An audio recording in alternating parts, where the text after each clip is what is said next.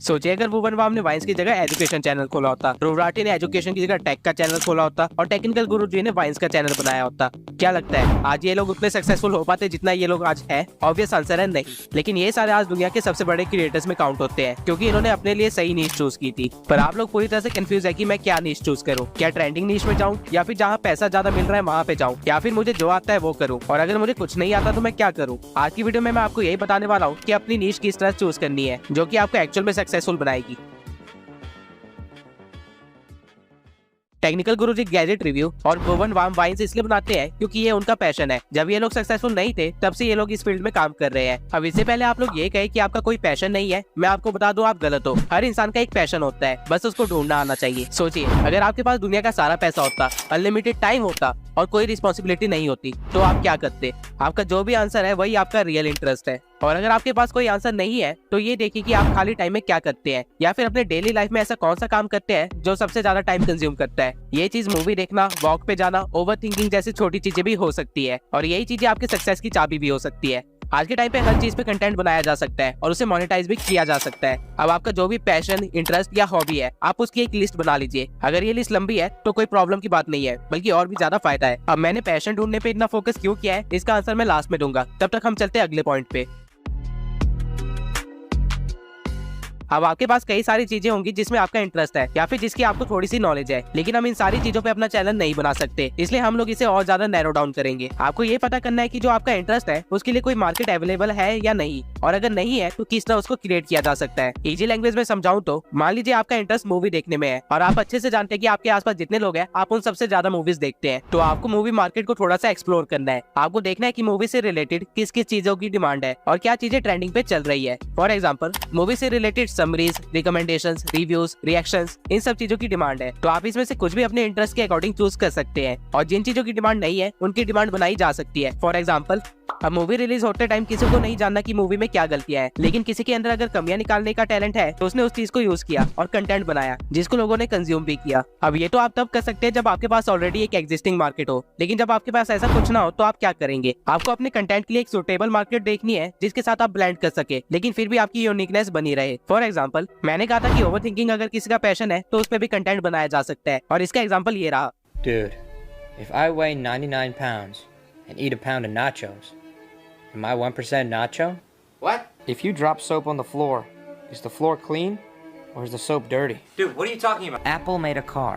Would it still have windows? Alright, I'm going to bed before I get a contact high. आप सबने ऐसी हजारों reel देखी होंगी, लेकिन आपने कभी सोचा कि ये कितना सिंपल एंड स्टिल कितना यूनिक आइडिया है? ठीक इसी तरह हर इंसान के मन में रोज हजारों थॉट्स आते हैं, लेकिन इसने अपने थॉट्स पे कंटेंट बनाया। अब ऑल्दो ये क्वेश्चंस काफी डीप होते हैं और इनके पीछे पूरी एक एक्सप्लेनेशन वीडियो भी बनाई जा सकती है जो कि एजुकेशन मार्केट का हिस्सा बन जाती, लेकिन इस क्रिएटर को पता था कि इसके पास एक्सप्लेनेशन का टैलेंट या पैशन नहीं है, तो इसने अपने कंटेंट को ह्यूमन मार्केट के साथ ब्लेंड कर दिया। अब नॉर्मली जब हम ह्यूमर की बात करते हैं तो दिमाग में सबसे पहले वाइन्स, फनी क्लिप्स, जोक्स ऐसी चीजें आती है, लेकिन कोई नहीं सोच सकता था कि डीप क्वेश्चंस को भी फनी वे में बनाया जा सकता है या किसी की ओवर थिंकिंग भी कितनी इंटरेस्टिंग हो सकती है। ठीक इसी तरह आपको अपने हर इंटरेस्ट को अच्छे से एनालाइज करना है और हर मार्केट में अपॉर्चुनिटी देखनी है, और जहाँ पे ये दोनों चीजें मिल जाएंगी वहाँ आप अपने नीश के एक कदम और पास होंगे।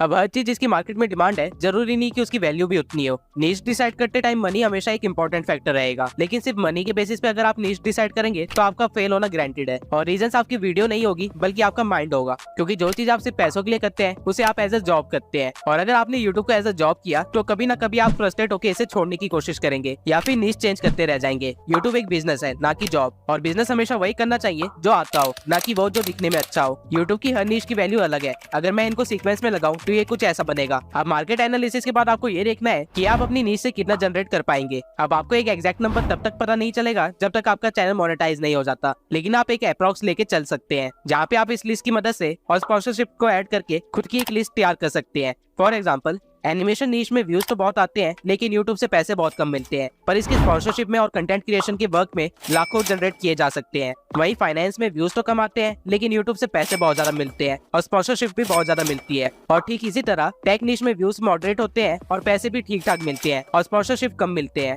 अब जैसे हमने पहले मूवी नीश को डिसाइड किया था, जहाँ मैंने मार्केट एनालिसिस करने के बाद मूवी समरीज पे वीडियो बनाने का सोचा, लेकिन मूवी नीश एंटरटेनमेंट में आती है जिसकी अर्निंग बहुत ही कम है और इस नीश के लिए स्पॉन्सर भी ज्यादा नहीं है, तो मैं इस नीश पे चैनल नहीं बनाऊंगा और दोबारा से स्टेप 1 पे जाऊंगा और एक नए इंटरेस्ट के मार्केट एनालिसिस करने के बाद आगे बढ़ूंगा। अब इन तीनों पैरामीटर्स के अंदर जो भी चीजें बच जाती है आप उसे एज अ नीश चूज कर सकते हो।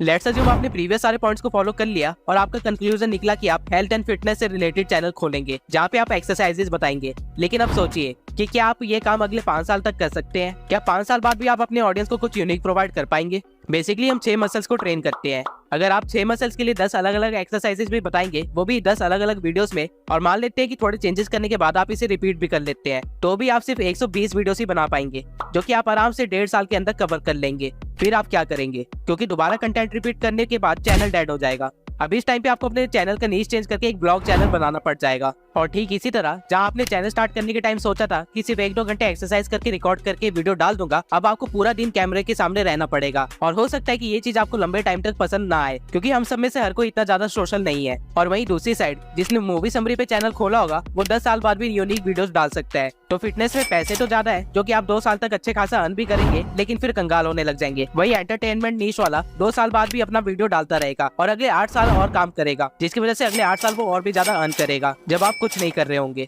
इसलिए स्टार्टिंग में नीश डिसाइड करते टाइम उसको एज अ 5 ईयर प्लान सोचना, और जरूरत पड़ने पे आप इस नीश को किस तरह कन्वर्ट कर सकते हैं ये भी ध्यान में रखना। और नीश कन्वर्ट करने के बाद वो चीज आपके लिए सुटेबल है भी या नहीं, इस चीज को अपना टॉप फैक्टर हमेशा रखना। YouTube पे 114 मिलियन से भी ज्यादा चैनल्स है और बहुत ज्यादा चांसेस है कि आपने जो भी नीश डिसाइड की है उसमें ऑलरेडी कई सारे प्लेयर्स होंगे जो कि आपकी ऑडियंस को ऑलरेडी ट्रैप करके बैठे होंगे। तो आप उनको बीट कैसे करेंगे? या फिर कंपटीशन को देख के नीश चेंज कर लोगे? आपको ऐसा कुछ भी नहीं करना है। और यही रीजन है कि मैंने स्टार्टिंग में आपको अपना पैशन ढूंढने के लिए कहा था। अगर आपका कोई पैशन है या किसी चीज में आपका इंटरेस्ट है तो आपको अपने कॉम्पिटिशन की फिक्र करने की कोई जरूरत नहीं है, क्योंकि आपका कंटेंट खुद में यूनिक बन जाएगा। Let me explain it. अगर आपका किसी नीश में इंटरेस्ट नहीं है तो आपको उसकी ज्यादा नॉलेज नहीं होगी और वीडियो बनाने के लिए आप यहाँ वहाँ से इन्फॉर्मेशन कलेक्ट करेंगे या फिर अपने ही कॉम्पिटिटर्स की वीडियो को मर्ज करके एक कंक्लूजन वीडियो बना देंगे। अब क्योंकि आपको ज्यादा नॉलेज नहीं है तो आप अपनी ऑडियंस के लेवल पे ही हो और आपकी ऑडियंस भी ठीक उसी तरह रिसर्च करेगी जिस तरह आपने की थी, जिसकी वजह से उसको आपके चैनल पे कोई भी यूनिक वैल्यू प्रोवाइड नहीं होगी। और बाय चांस अगर उसने आपके कॉम्पिटिटर्स की वीडियो देख रखी होगी तो उसको पता होगा कि आपकी वीडियो देखने का कोई फायदा नहीं है, जिसकी वजह से वो सब्सक्राइब नहीं करेगा और एज अ रिजल्ट आप फ्रस्ट्रेट होने लग जाएंगे और चैनल बंद कर देंगे, क्योंकि ये आपका पैशन नहीं था और आपको कोई भी मजा नहीं आ रहा था ये करते हुए। आपने सिर्फ ग्रोथ के लिए इस नीश में चैनल बनाया होगा और वो ना मिलने पे आप डिमोटिवेट हो चुके होंगे। वहीं अगर आपने अपने पैशन या इंटरेस्ट पे नीश डिसाइड की थी तो आपके पास एवरेज से ज्यादा नॉलेज होगी जो कि लोगों को पसंद भी आएगी और आप ग्रो भी करेंगे। और अगर ग्रोथ में टाइम लगता भी है तो भी आप इंजॉय कर रहे होंगे, जैसे कि भुवन वाम ने किया।